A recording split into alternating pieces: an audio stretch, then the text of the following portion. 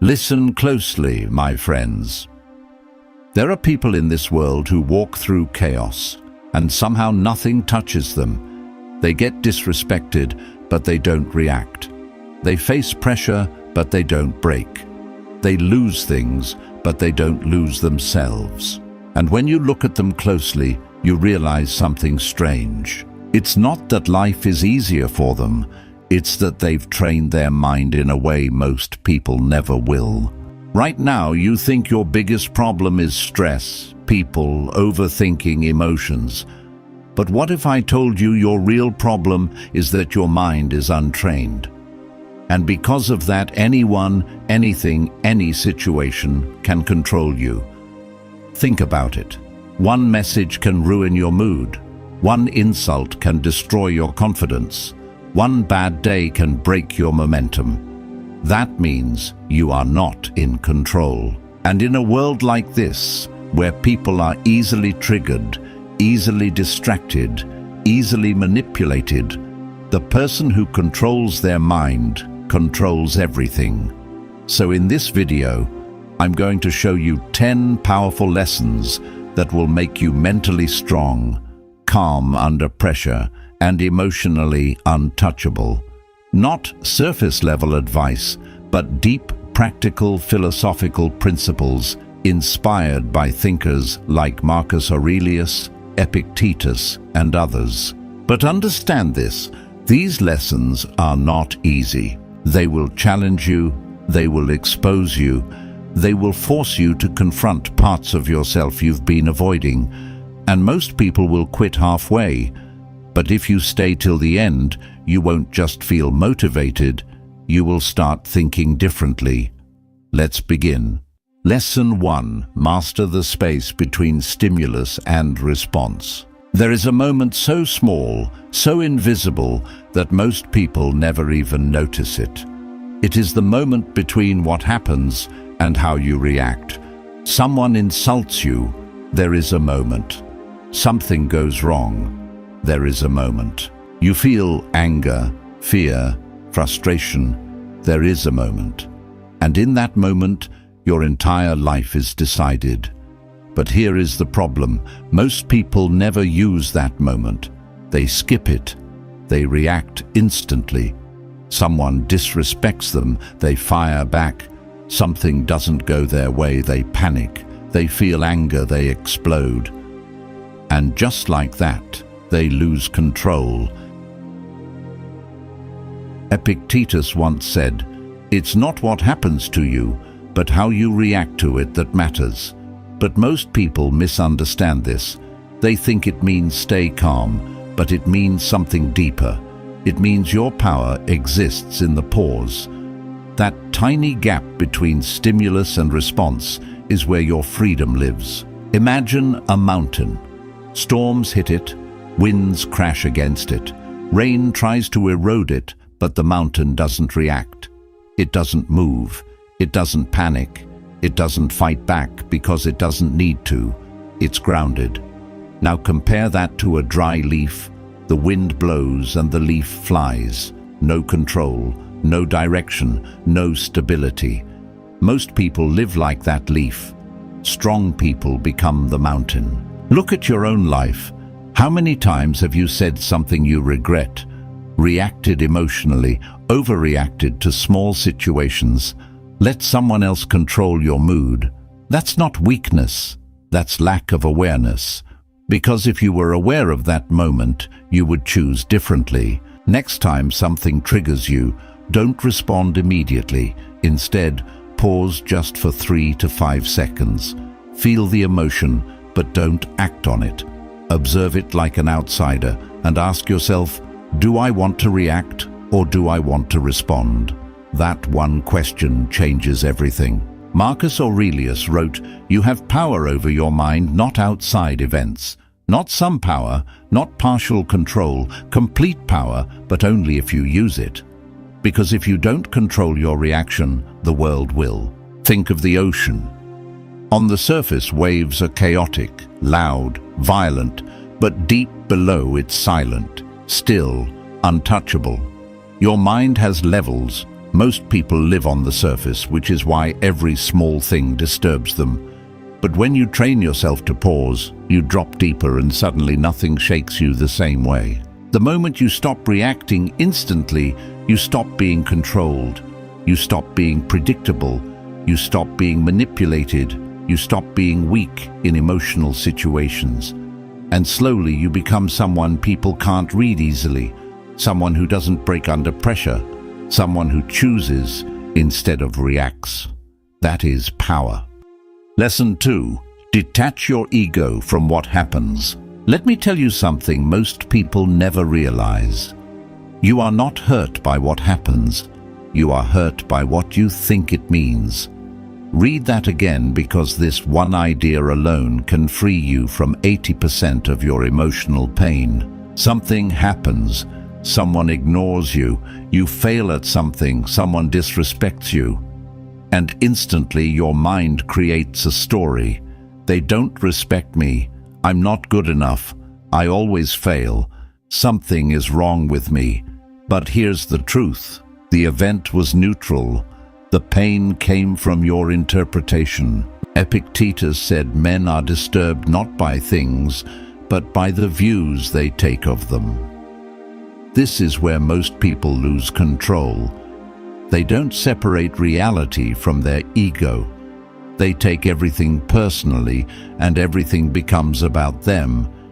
And when your ego is attached to everything, everything can hurt you. Imagine a mirror in a forest. Whatever stands in front of it, it reflects. A lion walks by, it reflects the lion. A storm passes, it reflects the storm. A broken tree falls, it reflects that too. But the mirror is never affected. It doesn't become the storm. It doesn't become the destruction. It just reflects reality as it is. That's how your mind should work. But instead, most people are like muddy water. Anything touches them, and they get disturbed.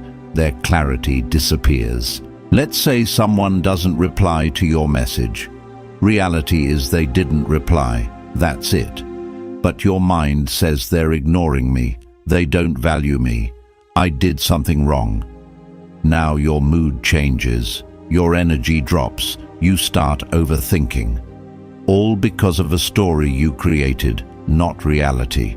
From now on, start separating two things: what actually happened and what you're telling yourself about it. Train your mind to say, this is what happened, and this is just my interpretation. That one habit breaks emotional illusions. Marcus Aurelius practiced this daily. He would strip events down to their raw form. Instead of saying, this is terrible, this is unfair, he would say, this is just an event, nothing more. Because when you remove emotional labeling, you remove unnecessary suffering. Think about the sky. Clouds come and go, storms appear and disappear, lightning strikes, rain falls. But the sky remains unchanged. Your thoughts, your emotions, your situations, they are clouds. But your awareness is the sky. And the moment you identify with the sky instead of the clouds, you become untouchable. When you detach your ego, something powerful happens. You stop taking things personally. You stop reacting emotionally. You stop being easily hurt. And suddenly people lose power over you because they can't control your interpretation anymore. The moment you stop making everything about yourself, you free yourself from unnecessary pain. You start seeing clearly, thinking clearly, living with control, and that's rare. Lesson 3. Protect your energy like it's your life. Let's get brutally honest. Your biggest problem is not lack of time, it's lack of controlled energy. You wake up motivated, but by the end of the day you feel drained, irritated, and mentally exhausted, and you think you just need rest. But that's not the real issue. You're leaking energy all day long and you don't even notice it. It's not the big problems that destroy you, it's the small, constant drains. Pointless conversations, negative people, overthinking, scrolling, comparing, reacting to everything. Every time you engage with something unnecessary, you lose a piece of your mental power. Marcus Aurelius wrote, "The soul becomes dyed with the color of its thoughts," meaning whatever you expose your mind to, you become. If you surround yourself with chaos, you become chaotic. If you consume negativity, you become negative.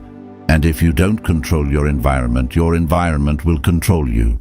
Imagine a clean river flowing through a forest, clear, calm, pure. Now imagine toxic waste slowly being dumped into it, not all at once, but little by little. At first nothing seems different, but over time the water becomes polluted. Life inside it starts dying.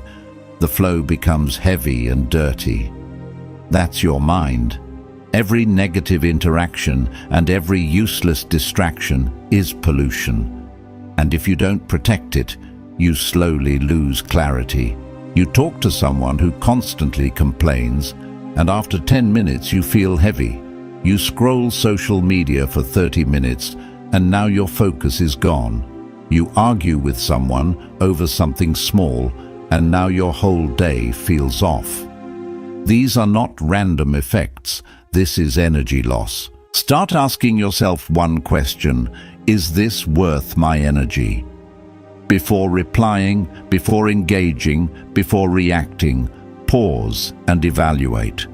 Because not everything deserves your attention, and attention is your most valuable resource. Epictetus taught you become what you give your attention to.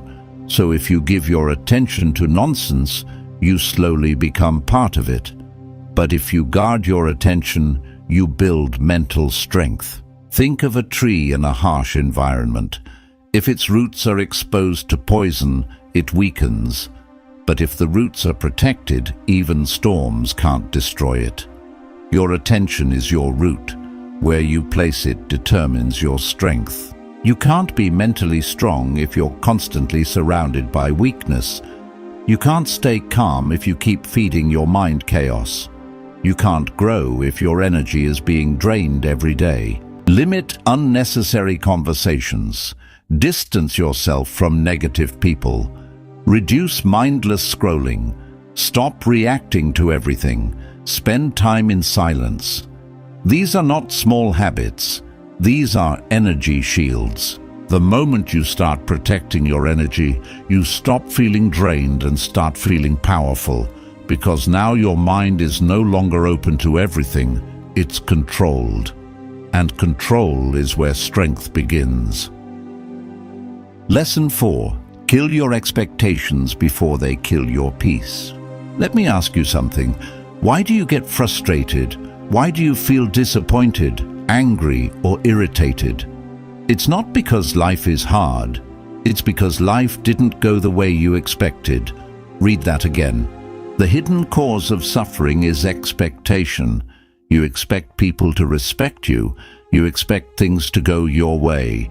You expect results for your effort. You expect fairness. And when reality doesn't match that expectation, you suffer. Not because of reality, but because of the gap between what is and what you wanted. That gap is where frustration is born. Marcus Aurelius understood this deeply. He trained himself every morning to expect difficult people, unfair situations, unexpected problems. Not because he was negative, but because he was prepared. Imagine a river flowing through rocks. The river doesn't expect a straight path. It doesn't get angry at obstacles. It doesn't stop and complain. It adapts. It flows around, over and through, because it doesn't have expectations. It moves with reality. But humans expect a straight road, and when life gives them rocks, they break. You help someone and expect appreciation, but they don't appreciate you, and now you feel hurt. But the pain didn't come from helping. It came from expecting something in return. You work hard and expect success. Things don't work out, and now you feel like a failure. Again, not reality, expectation. Start doing this. Before anything happens, tell yourself things might not go my way, people might disappoint me, plans might fail. This is not negativity, this is mental armor. Because when you expect less, you handle more. Epictetus said, "Do not seek for things to happen as you wish, but wish for things to happen as they do happen." That's power. It means stop trying to control reality and start aligning with it. Think about the weather. Sometimes it rains, sometimes it's sunny, sometimes it storms. You don't control it, but imagine getting angry every time it rains. Sounds stupid, right? But that's exactly what you do with life. You get angry at things you never had control over. Expectation is a silent contract that the world never signed, and every time that contract breaks, you suffer. Do your work without expecting results. Help people without expecting gratitude. Plan your day but accept uncertainty. Expect challenges before they happen. This doesn't make you weak. It makes you unshakable. The moment you stop expecting life to be perfect, you stop being disappointed by reality. You become flexible, calm, stable. Like the river, you don't fight life anymore. You flow with it. Lesson 5. Turn pain into power. Let's be real. You feel anger, you feel frustration, you feel pain. And your first instinct is, I need to get rid of this. So what do? You distract yourself, you suppress it, you avoid it. But here's the truth no one tells you. Your negative emotions are not the problem. Your inability to use them is. Anger, frustration, pain. These are not weaknesses. They are raw energy. Uncontrolled, they destroy you. Controlled, they build you. The Stoics never said don't feel. They said feel, but don't become. Meaning you can feel anger without letting it control your actions. You can feel pain without letting it define your identity. Think about a volcano. Inside there is pressure, heat, explosive energy. If it erupts uncontrollably, it destroys everything around it. But that same volcanic energy over time creates the most fertile land on Earth. Life grows from it. That's your anger. Uncontrolled destruction, controlled creation. Someone disrespects you and you explode, you argue, you lose control. Later you regret it. Same situation, but this time you stay silent. You take that anger and channel it into working harder, improving yourself, building discipline. Now that same anger just upgraded your life. Next time you feel a strong negative emotion, don't suppress it and don't react instantly. Instead, ask yourself, how can I use this? Turn anger into action, turn frustration into focus, turn pain into progress. Marcus Aurelius believed obstacles are not in your way, they are the way. Meaning the very thing hurting you is the thing meant to build you. Think of pressure deep inside the earth. Over time, that pressure creates diamonds. No pressure means no diamond. Same with you. No pain means no growth. If you keep avoiding discomfort, you stay weak.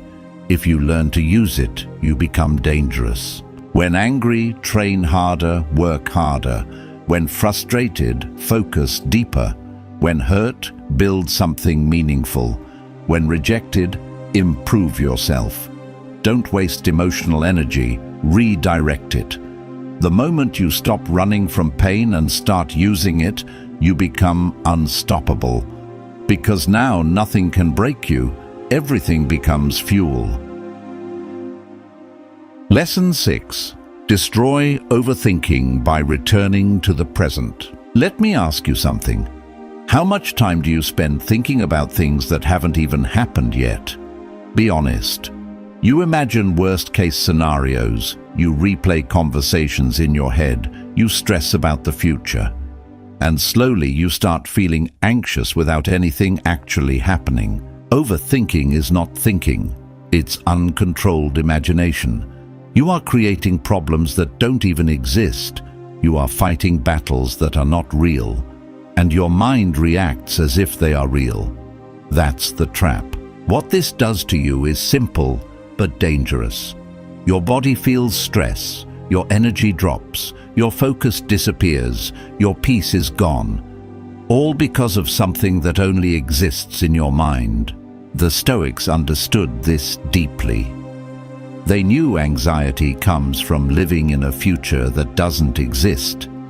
Marcus Aurelius would constantly bring himself back to one question: what is happening right now? Not tomorrow, not later, right now. Think about a deer in the wild. When there's danger, it reacts instantly and runs. But once the danger is gone, it goes back to grazing. It doesn't sit there thinking, what if the lion comes back?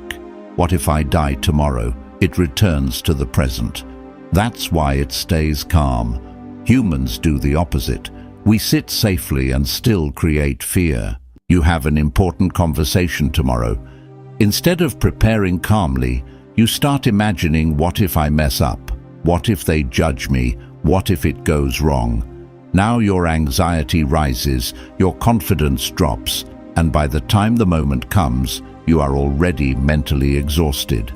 Not because of reality, but because of imagination. From now on, when your mind starts overthinking, ask yourself, is this happening right now? If the answer is no, pull yourself back. Focus on your breath, your surroundings, what you're doing. Because reality exists only in the present. Everything else is mental noise. Epictetus taught you don't suffer from events, you suffer from your imagination of them. That's why control of attention is everything. Where your attention goes, your emotional state follows. Think of your mind like a flashlight in the dark. Wherever you point it, that area becomes your reality. Point it at fear and you feel fear. Point it at the present and you feel calm. The darkness hasn't changed, only your focus has. Most of your anxiety is self-created, not by reality, but by your refusal to stay present. Limit thinking about things you can't control. Focus only on the next step. Bring attention back to your breath. Stop replaying past and future scenarios. This is not avoidance. This is control. The moment you stop living in your imagination, you start living in reality. And in reality, most things are not as bad as your mind makes them. That's where peace begins. Lesson 7. Stop needing approval. Let me ask you something honestly. How much of what you do is actually for yourself, and how much of it is for approval? Think about it. You post something and then keep checking who liked it. You do something good and wait for appreciation. You achieve something and want recognition. And when it doesn't come, you feel unseen, unappreciated, not enough. That means one thing: your self-worth is in someone else's hands. The moment you start depending on approval, you lose freedom. Because now your mood depends on others, your confidence depends on others, your decisions depend on others. And slowly, you stop being yourself. You start performing, acting, adjusting, just to be liked. Marcus Aurelius wrote, "I am not made for what others think of me." Think about that. Most people live like this. If they like me, I'm valuable. If they criticize me, I'm worthless. That's emotional slavery. Look at the sun. It shines every day. It doesn't ask, do they like my light? Are they appreciating me today? It doesn't care if it's cloudy or if people notice. It just shines. That's power. Now compare that to a candle in the wind. A small breeze and it flickers. That's someone who depends on approval. You do something good but no one notices, and suddenly your motivation drops. Why? Because you weren't doing it for yourself, you were doing it for validation. And without it you feel empty. Start asking yourself daily, did I act according to my values? Not did people like me, or did I get praised? If the answer is yes, that's enough. Because real confidence comes from self-respect, not applause.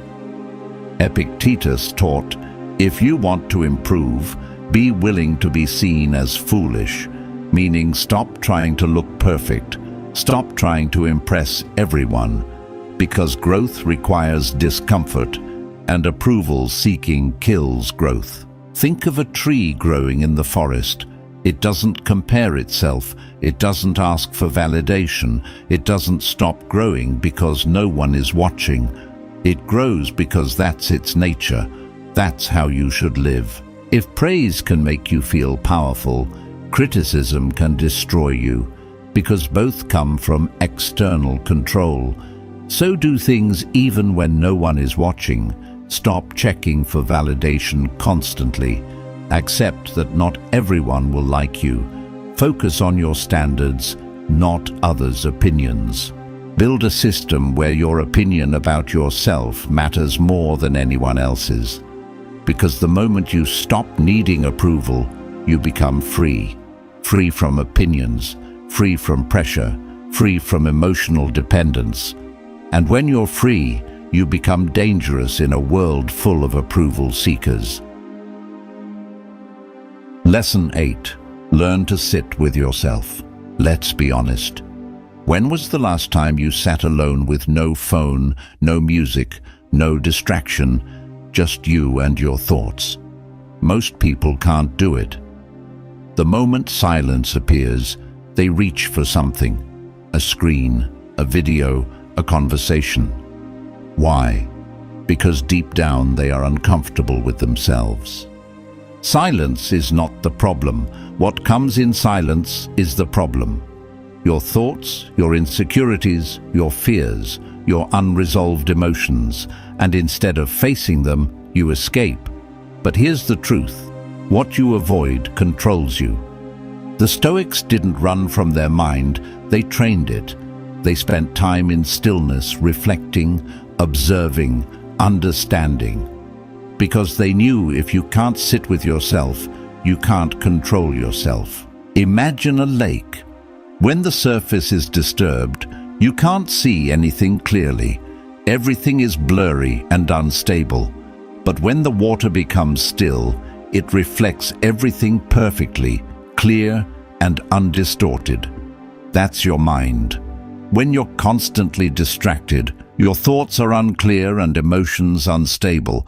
But in stillness, clarity appears. You feel something off, stress, anxiety, confusion. And instead of understanding it, you distract yourself. You scroll, you watch, you talk, you escape. And temporarily it feels better, but later it comes back stronger because you never faced it. Start small. Every day sit in silence for 10 minutes, no phone, no music, no distractions. Just observe. Don't fight your thoughts. Don't judge them. Just watch like clouds passing in the sky. Marcus Aurelius used to write to himself daily, not for others, not for validation, but to understand his own mind. That's why he was calm, because he knew himself. And when you know yourself, nothing surprises you. Think of the night sky. During the day you can't see the stars because of too much light and noise, but at night in silence the stars appear. They were always there, you just couldn't see them. Same with your mind. Clarity is already inside you, you just never stay still long enough to see it. If you can't be alone with your thoughts, you'll always depend on distractions. And distraction is silent weakness. Sit in silence daily, journal your thoughts, observe your emotions without reacting, reduce constant stimulation. This is not doing nothing, this is mental training. The moment you become comfortable in silence, you become powerful in chaos. Because now your peace doesn't depend on the outside world, it comes from within. Lesson 9. Stop letting small things control you. Let me ask you something. The thing that's stressing you right now, will it matter in 1 year? Think carefully. That argument, that mistake, that embarrassment, that delay, will it still matter? Most of the time, no. Yet right now, it feels huge, overwhelming, like it's everything. The hidden problem is simple. Your perspective is too small. When you focus too closely on a problem, it looks bigger than it actually is. Like putting your eye right next to an object, it blocks your entire vision. But the moment you step back, you see the full picture. Marcus Aurelius practiced something powerful. He would zoom out mentally. He would look at life from above, from time, from the bigger picture, and suddenly everything felt smaller. Imagine looking at your city from the ground. Everything feels big, busy, loud, stressful. Now imagine looking at it from the sky. Buildings look small. People look like dots. Noise disappears. Nothing changed except your perspective. You make a mistake in front of people, and in the moment you feel embarrassed, you overthink, you replay it again and again. But after a few weeks, you barely remember it. After a year, it's gone. So why give it so much power now? Whenever something bothers you, ask yourself, will this matter in 1 year? Will this matter in 5 years? Will this matter at the end of my life? If the answer is no, don't give it your peace. The Stoics believed you should focus only on what truly matters because your energy is limited. If you waste it on small things, you won't have enough for important things. Think about the universe, galaxies, stars, endless space. Now think about your problem. Where does it stand? Almost nothing. This doesn't make your problem meaningless, it makes it manageable. You are not stressed because life is too hard. You are stressed because you treat everything as important. And when everything is important, everything overwhelms you. Stop overreacting to small issues. Focus only on what truly matters. Let go of minor frustrations quickly. Train your mind to zoom out. This is not ignoring problems. This is prioritizing your peace. The moment you learn to zoom out, you stop being controlled by small things. You become calmer, clearer, more focused. Because now you see life as it is, not as your emotions exaggerate it.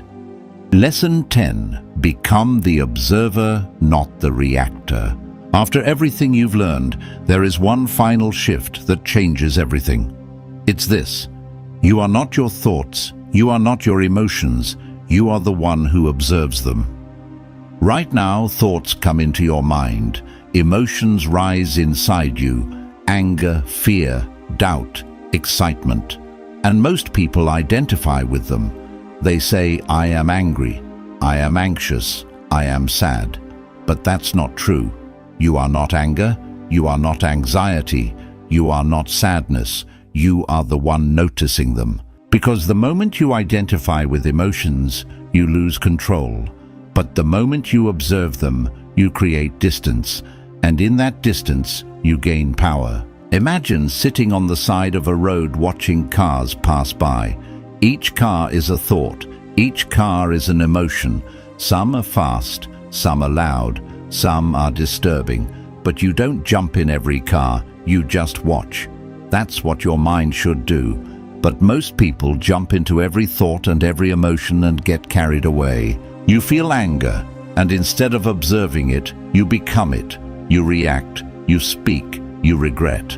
Same with anxiety, same with sadness.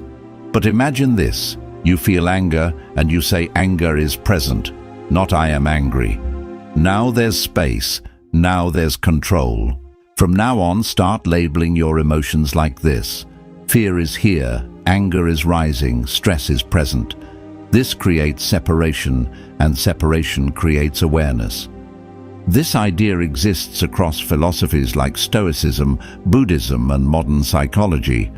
They all point to the same truth. Awareness is freedom. When you are aware, you are not controlled. Think of the sky again. Clouds come and go, storms pass, but the sky never changes. Your thoughts are clouds, your emotions are storms, but your awareness is the sky, and the sky is always untouched. If you keep identifying with every emotion, you will always feel unstable, but if you observe them, you become steady. Label emotions instead of becoming them. Observe thoughts without reacting. Create space before action. Practice awareness daily. This is not suppression, this is mastery. Listen carefully. You started this as someone reacting to life. Now you have the tools to control it. These 10 lessons are not information, they are transformation, but only if you apply them. Because knowledge without action changes nothing. So now the choice is yours. Go back to your old patterns or step into control. Because once you see this clearly, you can't unsee it. And once you start practicing, you don't go back. You become calmer, stronger, unshakable, and slowly you become the person that chaos cannot touch. Stay disciplined, stay aware, stay in control.